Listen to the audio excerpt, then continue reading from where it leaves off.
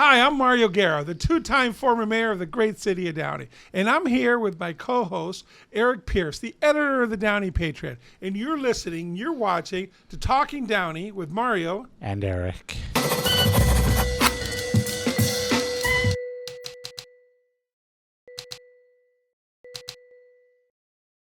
I see you went calm on that. So what I'm very people aren't calm. seeing on this is that normally we do this in one take, right? Mm-hmm. Especially the opening part. Yeah. That took 15 times because all of a sudden I got the giggles. I called you my partner in crime or something. Anyway, so that wasn't really smooth, but now we're here. It's fine. And We're here. You traditionally open the show and you close the show, and it works great because I don't really want to do it. You're good at it. Okay. So I think you're going to close this show. Okay, so Oh, everybody, Eric is closing. So let's make him nervous about it. We'll see about I that. know, We'll see about I'm that. kidding on this. So Eric, couple things Yeah. on there. First of all, when we announced it that every Friday we're going to release the shows, because it's been inconsistent on there sometimes during the week and stuff. And Eric, we're getting great responses from people. Yeah, I've heard positive comments from people who now know when our episodes are going to go live on Spotify and on YouTube, wherever it is that you listen to podcasts. So I think it's good, and it's good for us too because it kind of holds us accountable, and we know, hey, shoot, there's a Friday coming up, we better record an episode. I kind of like it. And the important one is we don't edit the show per se from we don't edit it per se. It's everything you've seen on there, but it's Brandon over there that really makes the magic happen here. So but anyways, so it's good. I've gotten comments about that. I'm surprised that I've gotten comments from people that they're getting their Downey news from us too. So there is there's an opening there that people want to learn more about Downey. That makes me feel really good because I think I think when we started the podcast, it was more entertainment. We were kind of goofy, and did some things. But now, hey, speak for yourself. Right. But it's become more, people are watching the podcast to learn about what's going on in Downey. And I think that's really important. Because you want to be informed. And I think we are trying our best to inform people. We try to be as fair as possible. We do give our opinions. We give our analysis.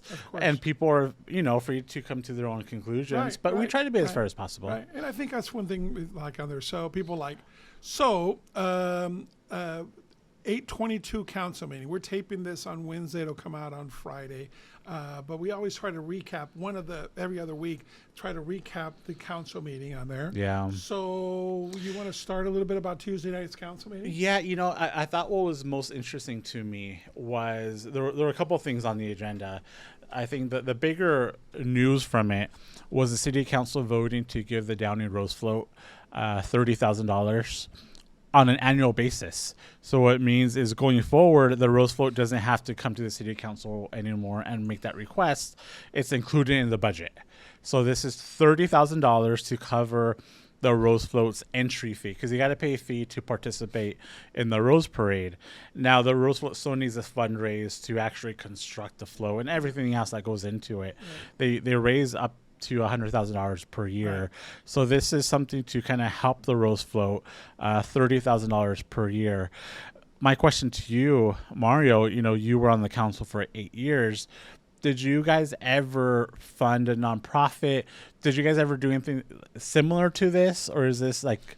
No, this is groundbreaking for the city per se to have it automatically on there. I'm not saying I'm against it or anything like that, but our thought and our logic was always that if you fund one nonprofit, then you got to fund them all, and it's starting to get expensive on there. So we always knew it was a slippery slope. We love the Rose Float. I mean, it gives us great advertisement for every year, and and so forth, and we love it. It makes us proud, and we've all participated in it one way or the other. You're just starting a precedence, and you and I were talking right before this. Now, who we give money now to that we never had before? And so on a separate note, the city council allocated $100,000 per year to give out to Downey nonprofits. Plus the $30,000. Plus the $30,000. So it's $130,000 total to support nonprofits in Downey. And I'll tell you, I don't support this, and I think because it's the precedent. I don't think it's the role of the city council to be giving out this taxpayer money to, selective organizations. I feel like nonprofits should be responsible for raising their own money. We have a lot of nonprofit groups here.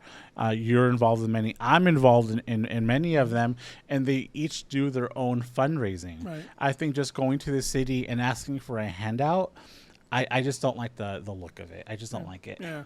Well, you and I were talking about, so now, just the ones off the top of our head, the city is giving money to the Rose Float, to the Symphony, to the Downey Arts Coalition, to LA Cata for Pride, the State Gallery. So it starts getting up there. I mean, I'm not, each one of them is worthy in their own right, and they can make an argument for anything. But if you're involved in another group that's not listed there, how, I guess I would ask the city. Right. There, And also, so that $130,000 annually is coming out of the Parks and Rec budget. Yeah. So that's money that they could be using for community programs, and events in the community. Yeah, yeah. I just, and full disclosure, I'm vice president of the Downey Symphony, which got money to put its summer, concert in the park. And so, but I don't think it's right. I mean, I'm just being as honest as I can. It's just kind of weird to me. Yeah. So that's something, like I said, like you asked me, and we were always opposed to starting this as a council. And, for my 8 years, and then, we had different councils on there, and we all kind of felt the same way. But, to each their own. They got elected. I guess they can do that. Whether we agree with it or not, it might be a different story. Well, this is what I'm going to do. So I'm on the board of Kiwanis, Downey Los Amigos Kiwanis. Right. At our next board meeting, I'm going to say, hey, the city's giving away money. It's free money. It's free money. It's our taxpayer money. But let's apply and get it. This city's literally giving out money. Right. Let's go get some. Right. But it's just weird to me. Yeah. I don't know. Yeah. But you're right. Once the city gave out money to one group, other people noticed. Right. And everybody starts asking. It started last year when the city gave money to the Rose Float. Then you had the Symphony come to the city and say, well, we need some money too for a concert. And then you had LA Cata come. They wanted money for the Pride Festival. I think last year they gave them $25,000. I mean, this year it's a lot of in-kind thing. Right. But it's still $20,000 in security and street closures. And I believe there was a request from Calvary Chapel for money for their Freedom Festival on the 4th of July. Yeah. They and because people see it, there's now money being given away. And you're right, it's a precedent. Yeah. So, so this council meeting was kind of nondescript. There wasn't anything controversial on it. They paid their bills. I did notice the public comment section. You had the one gadfly, and Mayor Frometa got very stern with him up front, and at least changed the perception or change the dynamics, if you will, of the council. So I mean, we can agree with her or not. I kind of like it. I just thought, I don't want to take my family to a council meeting and hear the F word and stuff in there. So she kind of slapped him a little bit on there. So what are your thoughts on that? I mean, I like it, but I just don't necessarily agree with it. I mean, but this is part of a broader discussion, right, that other governments, local governments are having. Yeah. How do you define what's, offensive to somebody?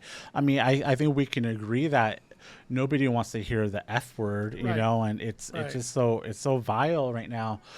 But can you legally stop somebody from saying it? I don't know the answer. I mean, I'm not an attorney. Well, some of the other cities somehow just don't. I mean, I tried to watch it, and the good part is, for example, some clowns try to get on there and make us skeptical as far as being on TV or being on there. So they stop the camera part of it. You can hear it, so that's good. Yeah. At the start. So now you can't be on there with your signs and the whole thing on there. I don't know. Remember the old Supreme Court decision on there on porn when Larry Flint and the whole thing, and one of the Supreme Court justices, I don't even remember who it was, but said, I can't define pornographic material, but I know it when I see it. So I can't define it, but when I hear the F word, I can see it's offensive. Right. And I mean, it's a shame because, the city's been forced to reduce public comment time. Yeah. And I get it because you don't want to be, it's just shouting and just really vile language. It goes beyond the F word. It's just hateful comments. and everybody suffers. I remember back when I would really cover the city council. Now it's Alex Dominguez at the Patriot who covers them. But I used to go to the meetings, and there were really good meetings because that's when you can address your city council representatives. These are your local elected representatives, and you can have. And I think you're going to mention it. Issues like parking or sidewalks or whatever, which maybe seems kind of boring or whatever. But to me, that's the whole role of local government, addressing them. And then you would have kids, you would have awards or whatever. And I think that was your local government in action. That's kind of gone away a little bit, because who wants to be sitting in the audience listening to that? Yeah, and it was even worse a couple of years ago. And then, a certain group would come in with 10 or 15 people and yell, and that was the old Catherine Alvarez group and all that stuff on there with the crazy people. But what's different is that, when you were on the council, there were people who, protesters or whatever, but they had they were protesting legitimate things. They had legitimate reasons in their mind to be there. Right. I feel now you have people who are just kind of talking, I don't want to say nonsense, but you don't really know. Gibber. Yeah, you don't know what they're complaining about. I don't think they know what they're complaining about. Yeah. They will find any little thing and just kind of blow it up, and it doesn't feel genuine. It just feels there's a lot of phoniness going on right now. Yeah. There's a couple of people that came last night's council meeting, and like you said, they were actually legitimate. There was a lady that complained that she doesn't have sidewalks in her area, and people are building up hedges up to the end, and it's supposed to be 6 feet in, and et cetera, et cetera. So again, whether we agree with her or not, she felt she had a legitimate grievance, and she went to the right place. She went to her council representative. She should have gone to you can go to your individual ones too. You don't have to go to the council meeting, but that way all of them hear you. So again, whether we agree with it or not, that's the right place for those type of things. There was a couple other grievances similar to that. I want to talk about what she mentioned about the sidewalks. There's a lot of Downey neighborhoods that lack sidewalks. Mine does. Mine lacks sidewalks. Do you think we'll ever, and I don't know how you feel, I feel like we need sidewalks in Downey, and I feel like it creates, and I say this now I have a 7-month-old baby, that we go for walks and we end up having to go on the streets, and we're dodging cars, we're dodging traffic. Do you think we'll ever get to a place where we're as a city we install sidewalks? The cost would be prohibitive to start with. I mean, I'd rather fix the streets. The toothpaste is out. Okay, in other words, for example, in my neighborhood, I live on Yankee Street right off of Reeves. There's no way anybody there would want a sidewalk. I mean, everybody walks. It's not a main street on there, but everybody walks in the middle. I go for walks every night. In the street. You walk in the street on there. I mean, you feel fairly safe. I mean, it's kind of like the old thing when we were kids and we played in the street, and the biggest thing, we had the car coming, kind of stuff. So anyways, no, there was actually Horley, the block that connects into a feeder into Yankee Street. I remember being on the council, and we were going to pave that street. The city. I got on vacation. We were going to pave that street. When I came back, all the neighbors were on my front porch, even when I got my suitcase out of the car. And they didn't want to lose. The city was going to pave the street, which it needs it. It's really bad. It's not a private street. But then they were going to build the sidewalk at the same time and put curbs in, and they did not want it. So the deal we worked out with the city manager, then Jerry Caden, if every single house would sign on the petition that they were okay with that, but their street wasn't going to get fixed either. And they all did. It was 100%. So no, in my block, I don't want it because it takes away probably 10 yards of my front of the house. Now, at what point does the city, and I find these conversations kind of interesting. Yeah. At what point does the city, I hope everybody else does too, but that's good. I know. No. When does the city council could they say, well, I understand that you don't want a sidewalk, but this is a safety issue, and we're going to put a sidewalk on there. Like, hypothetically, they could do that, right? Of course. On there, the city owns the first 6 feet. On there, from the curb to 6 feet in, the city. It's city property. And there was sometimes, if you see some houses, we used to have a public works director that wouldn't let you build your walkway into it. If you look in District 4, which is north Northeast Downey. And then you have some of the McMansions that are built there and the bigger homes and stuff. If you'll notice from their front door, their walkway to go to the sidewalk on there, it stops 6 feet. Yeah. Okay. And then it's just grass. And that's because this public works director said, no, that belongs to us. And someday we may put in curbs. Yeah. So, and I got in a couple arguments with them because the residents were building this beautiful house. Right. And what do you mean you got to have 6 feet of grass without the thing just stops into the ground? And so him and I had in several discussions. It didn't make sense at that time. I said, look, if you're ever going to do it, just make it conditional on the homeowner taking out his 6 feet of a walkway, instead of, it just looks silly. But I bet you there's 15 homes in Northeast Downey that their walkway stops 6 feet into the grass at the end. But yeah. There's residents who don't want sidewalks. They don't want trees. Remember when huge outcry when the city wanted to install trees. It's crazy to me because I think it's part of building walkable communities where we're not so reliant on cars. That we had neighborhoods that were actually inviting to walk in and safe to walk in. Everybody benefits. Well, look at the lighting too. Downey has historically been a very dark city. From a lighting standpoint and stuff. So then when I was on the council and residents would ask me, you had to file a petition, and then you're basically saying, we'll put in a light pole. Well, not us, Edison, but we would do it on their behalf. But then you're going to get taxed for it. You're going to pay for that light pole, Mr. Resident, and stuff. And then people are like, what? So we have a lot of dark areas, as you know. Some of them have slowly and gradually, because it was a safety concern. There's some streets throughout Downey that are just dark, super dark. They put one in front of my house, just 2 feet to my left, but it started charging from that light to all the way the other one on there. I got avoided on. This is before I was on the council. Yeah, and I kind of like the little dark in my front yard on there for my own lights. But no, it's interesting on there. The city council can do anything. That's why it's so important for people to elect good people that have common sense and decency and are good people, because basically 3 of them can direct the city manager. We want sidewalks everywhere in the city. Now, your price tag is, $40 million. So where are you going to get that? You're going to take all your reserves just to put sidewalks. But that's another conversation, because we have money that we're giving away, and on that level. But we also we spent money on alleyways, and so there's that conversation can be had once we get there. But it's a political thing. That's all it is. So something also that was on the agenda last night, and I think that that it's happening more and more with the night market and stuff.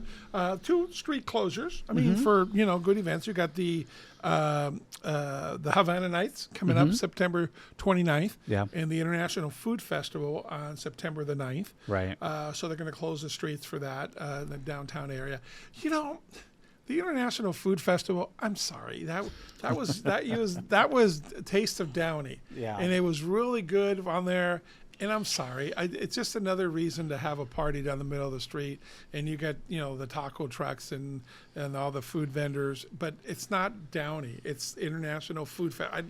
I don't know what that means, but anyways, it's not the same that it was. No. I remember the first one. Remember we had the giant balloon. The giant balloon, Taste of Downey. And we did it. It was a Downey event. It was a Downey event, Downey restaurant. That was one of my babies, and it came about because remember when we had to shut the restaurants because of the water thing.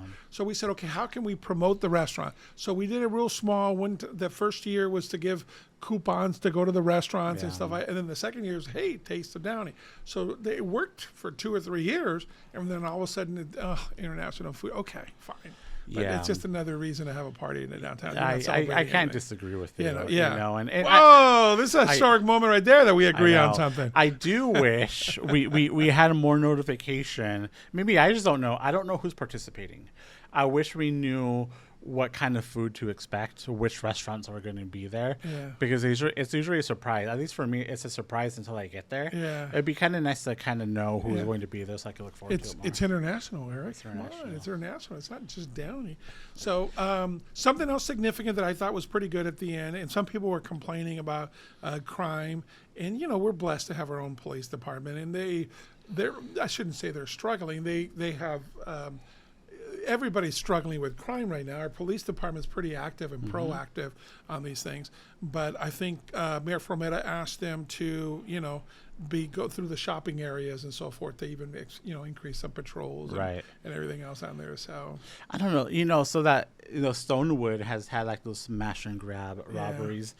I don't think there's anything Downey police can do. Yeah. Because they can't be there 24/7. Yeah. And so the mall has its own security. People run in there with hammers. They're going to smash the windows or whatever. Security is going to call Downey police. It'll take them a few minutes to get there, assuming. Yeah. And then by that time, the people are gone. I think the bigger issue is now that there's this culture that there's no repercussions for what they're doing. There's no fear of being arrested because they know they're going to be released right away. Yeah. That's why I think the problem is. Yeah. It's not a Downey PD problem. So a friend of mine told me, and I'm not going to say what city, I'm not going to say what store, but they had, it was 3 people that walked into it, and it was an auto store, and they could tell that, this looks suspicious. So what they did, they have a button that locks their doors, locks them in. To me, it seemed a little dangerous. I mean, first of all, what if they have a gun and now you're stuck in? But they locked the doors and they're like, you're not getting out of here with this stuff. So, and then they waited for the police to come and arrest them. So it was a novel concept. It was my store. I'd be scared for my employees. If I was an employee, I'd be scared too. Sure. You're now locking me in. Now, do they have guns and stuff? But it was kind of. Can you imagine if there's automatic doors at Stonewood that would? And now it locks everybody else. And it locks everybody else. So I don't know, but I just heard that and it made me wonder. But there's got to be some radical changes just in our society that people just can't do that. It's And you know what's crazy to me is suppose you're gonna rob a jewelry store at Stonewood. Yeah. Okay, first of all, if I'm gonna rob a store, it's not gonna be Stonewood. Yeah. Like realistically, and this isn't a knock on. I guess it is a knock on Stonewood, but realistic, what are you gonna get from Daniel's Jewelers? That's gonna be so valuable. I don't know. Like, you still get a 2-carat diamond. It's the 2-carat diamond. I guess so. But you're gonna sell it like on the black market. I got this diamond from Daniel's Jewelers. How much are you gonna give me? They don't know the clarity. Come on. Okay, so now we got to take a field trip to whatever jewelry store. Okay, what is it? Don Roberto or whatever it is? Yeah, what's your most expensive diamond here? Right. It's just weird. Like that wouldn't be my first choice of store to. I mean, go to Cerritos or Lakewood. They have. It seems more high value. Oh my God! Now you're stereotyping Downey. Yes, I'm stereotyping Stonewood. It's a jewelry store. Come on. Now I'm curious. I gotta go check that out now because jewelry is jewelry. I'm sure they got $10,000, $20,000 rings. You think so? I don't know. I don't know either. See, but you just stereotyped the whole jewelry store. Okay. No, I'm stereotyping Stonewood Center. I really am. Bad. But it just seems weird. There's a new restaurant there called Toast. Yes. That opened up on there. It was pretty good. It is. Yeah, we went there. We went. We had lunch there. Yeah. It was good. It was good on there. That end of the shopping center seems kind of dead now. Yeah, I hope they make it because you could tell they really invested a lot of time and effort and money into it. It came out really good. I do want to ask you on the city council meeting, the city is going to install 2 block walls in 2 neighborhoods. The first one is over behind Tacos Don Goyo off of Telegraph. Right. They have a lot of parking issues. And also they're going to install a block wall over behind Tempo Cantina off of Paramount. Right. Because those are 2 really popular restaurants and they're having issue with their customers parking in there. We always knew that place, people always used to park on the street behind the Tiempo. That was several things. Oh my gosh, I'm losing my train of thought. But that used to be an Italian Salvatore's or something like that. Even before your time. No, I remember. That was a family place on there. But when it did get busy, people would park on the street. So there's an opening behind there for that street. So you're right. So now if you close it, people can't park on the street. It's a real easy solution. Right. We talked about it a couple of shows ago that Dave Gaffin and I, when we on the council together, we did that over by Dunrob and off of Imperial. You just make a long thing on there. So they're actually doing the same thing, making it inconvenient to park. Right. So it's too far of a walk all the way around. And Tempo, they do have valet parking. I think they're making a good a good effort to. Isn't there a new one open up? There is. They're opening a second location if the permits are approved over on Firestone. It used to be, well, I think off of Firestone between Lorena and Downey. It used to be like a furniture store. It was also like the electronics store there. Yeah. Really big property in the Gateway. They're gonna be opening another one yeah. there, So is Ojos Locos open? I went by there the other day. Why are you asking me? I don't know. No, I know. Yeah, all the Downey memes that we're seeing about it and stuff like that, about the dads checking it out for their families and stuff like that. But it looked kind of open the other day when I drove by it. You know, I know that they've already started hiring. They're getting close. I don't think they're open. Okay. But it looks like they're getting really close. Yeah. Because I can see the construction workers over there. Right. They have already staff there, Yeah. so they're getting really close. Okay, that's gonna be interesting out there. And you know what? I think it's going to be overblown. I mean, I hope so. And I'm not going to mention names, but there's other businesses here in Downey that have the staff in attire that I think is worse than Ojos Well, then Locos. that's one thing that it's just so funny. I think our city overreacted. We have a clothing thing that it can only be like 2 inches cleavage shown for this. I just still wonder who's going to measure. I still can't believe the city a code enforcement walk in. I'm sorry, sir. I have to, or ma'am, I have to measure this, and on your leg on there, it's that's insane. Yeah. I can't believe. But you know what bugs me is there's a lot of code enforcement issues. It's real. They're more and more businesses, and I get it that you need to advertise your business, but your business can only be so much of your front glass that you're advertising. And now some businesses are just taking it to the extreme. I see it on Firestone, the whole entire thing. Actually, and the sign looks kind of nice, but it's just the whole front. There's a tattoo store on Firestone Boulevard that I noticed that it's everything in the front is. And, I'm not making an assumption or any comment on the tattoo. It's just the signage caught my eye because there was too much. I feel like it's an education issue because the businesses, I'm sure, don't know the regulations. Yeah. But there should be a way to inform them and educate them beforehand. Right. Because they're gonna, they spend money, painting their windows or but decorating it, and then they got to take it down. It's almost like the elections. We're not going to talk too much about the elections today, but they're coming up in November, and we're going to do these shows and everything else. But there's all these banners. When a candidate takes out paper, they go over it with them. But you can't put banners outside of stores that you don't own. Right. Yes, maybe the property owner gave you permission, but so if I'm a restaurant on there, I own my building, why can't I put a huge banner? Yeah. So our code says you can't do that, but a politician thinks that they can. It doesn't make any sense. Right. So there's several in the downtown area. It's just gaudy, and it makes it trashes our city. And this is August, so you got a whole month of September, the whole month of October, 2 weeks here. So you got almost 3 months by that. So yeah, how many votes is that going to get you for that? It's going to be a long couple of months. It is. Our next episode, we're going to talk more about the city council elections next week. We will. We're going to talk about it. Just to let you know, the official filings. We'll list the names. Yeah, we won't talk about. But the official filings. This is it. This is who's going to be on the ballot come November. Kind of a short list too. Very short list. There's 3 people running, and in each district.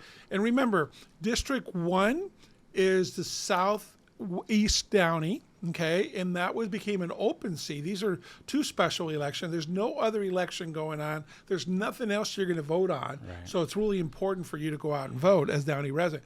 So that was the seat vacated by Assemblywoman Blanca Pacheco. She was on the council, and when she won the assembly seat, she vacated that seat. So you have 3 people that are running for that seat in District 1. You have Ramon Casas Jr., and his title is a high school teacher.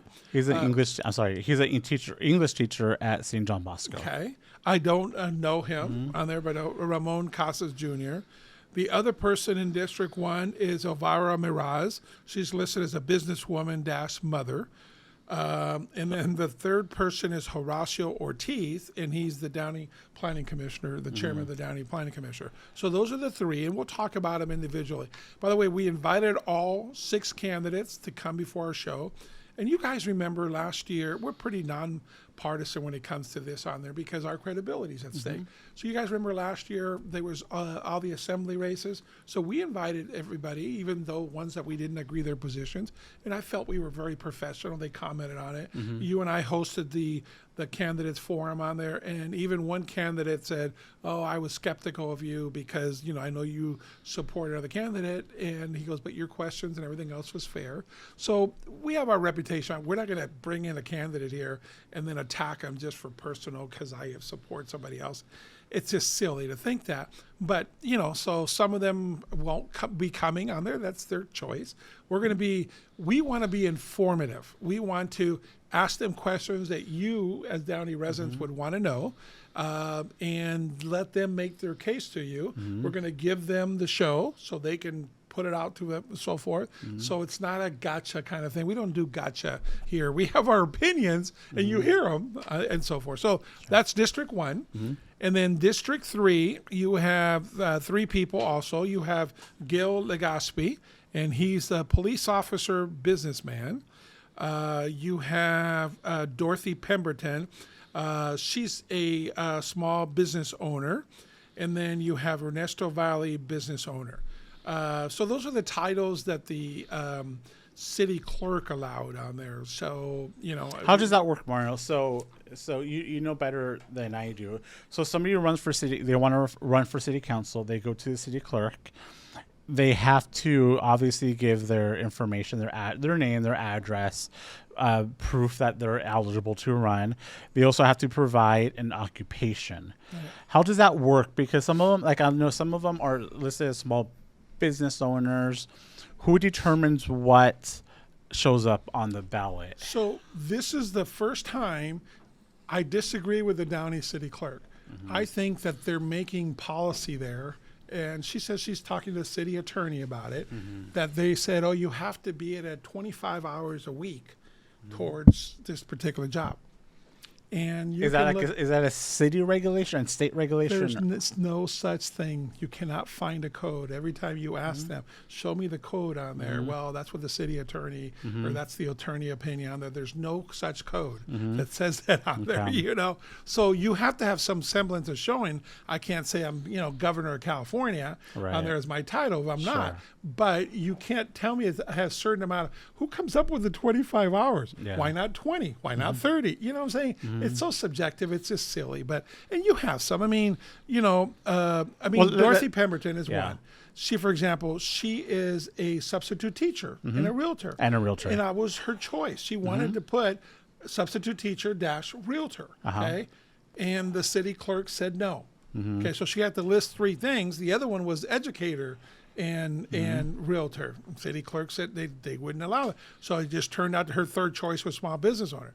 You had Gil Legaspi, so he listed police officer. Well, that doesn't qualify. He does reserve police officer. He's a reserve police officer. And all hats to him. I thank him for his service on there, but I think it's 2 days a month. It's one day every other week on there. So that's not 25 hours a week. So, again, when you do those kind of things, it's like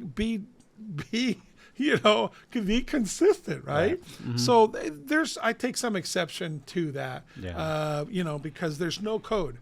Find me a code, and we'll gladly show it on the show and go from there. So city clerk, I think they're just making, they're making policy that they shouldn't be doing. Do you think could part of it be because we have a brand new city attorney, like literally brand like a couple of weeks old. We have a brand new city manager. There's been so much turnover at City Hall. I don't know if that's part of it. Well, no, they literally said, we have to start somewhere. Yeah. So you just pick this one and you pick 25 hours a week to do. It's like, come on. That's a policy decision of the city council. I was about to say that. It's not on there. So, and by the way, so it's really clear, just from an educational standpoint, there's only 3 people that work for the city council. It's everybody in the city through them. Can I see this? But so the city council has 3 people that work for them. The most important, time out. They're all very important, the 3 of them. But you have the city manager. Every department heads, including police and fire chief, report to the city manager. Okay, city manager reports to the city council. Okay, 3 votes, and that's what got the city manager got his job. Excuse me, minimum of 3 votes on there. So then you have the city attorney, and in the past we've had in-house city attorney, Years before that, we used to have a law firm. We got rid of them on there because it was happened to be the same law firm that with Bell. I led the drive the very next day on there to get a new lawyer. So we used to have a law firm, and then we decided to hire in-house, which we got a lot of productive use out of there. And Yvette Garcia served us as our in-house city attorney for many years. No matter what, you have to farm out litigation, right, Sure. and stuff. And then the third one is our city clerk, and we've had very decent city clerks, and our current city clerk does a very good job. It's just I take exception to this policy. So those are the three employees that work for the city council. Everybody in the city reports to them somehow, and then to the city council. So let's recap really quick. District 1, the candidates are Ramon Casas Jr., Gil Legaspi, and Alvira Meraz. No. And District 1 is Horacio. Yeah. Oh, I'm sorry. This isn't in order. No, it's not in order. It's not in order. Yeah. Okay, I apologize. Yeah. So, okay, District 1. District 1. Ramon Casas Jr., Alvira Meraz, and Horacio Ortiz Jr. Right. District 3, Gil Legaspi, Dorothy Pemberton, and Ernesto Valle. Right. Got And it. so far, Dorothy Pemberton, Ernesto Valle, and Horacio Ortiz have accepted our offer, and we're going to be taping their shows on there. One of the candidates wrote us a nasty letter, says I probably couldn't be impartial, and I was a bully and so forth, and that's a whole different discussion. But they're not going to be here, and it's their loss. We have no reason to not to do anything but a professional representation here in South. So next week, our show will be talking more about city. I know we talked a lot, probably more than we planned to, but next week we'll be talking more about the city council candidates next Friday. So tune in. Great. Thank you. Yeah. All right. Well, listen, folks, on there, thank you for listening. Thank you for watching. Share ideas with us. A lot of you keep requesting that you want us to have guests, and we will. We have a whole list of guests. Well, we're going to start with the city council candidates that we talked about, but we're going to be doing more and more of that, and we're going to be doing on site. Just give us time on there. This is not our full-time occupation, but we're enjoying it. We're enjoying bringing news and stories and thoughts to you. So feel free to share with us. So anyways, thank you for listening. Whoa. No, you're doing it. Okay. Thank you for listening. Thank you for watching. This has been Talking Downey with Mario and Eric.